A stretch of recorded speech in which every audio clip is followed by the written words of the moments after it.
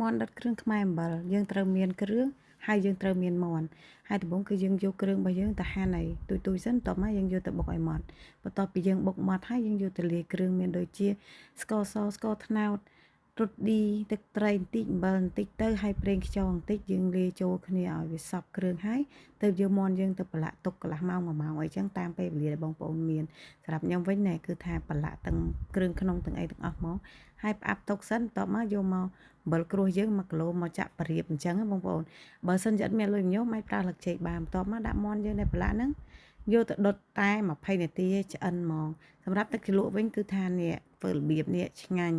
ម្ទេសខ្ទឹមសយកទៅលីងបន្ទាប់មកយកមកបុកដោយទឹកត្រីកោះកុងយើងធម្មតាប៉ុន្តែយើងអត់ប្រើក្រូចឆ្មាទេគឺយើងប្រើទឹកអំពិលទុំហើយទឹកត្រីអីធម្មតាអញ្ចឹងទៅ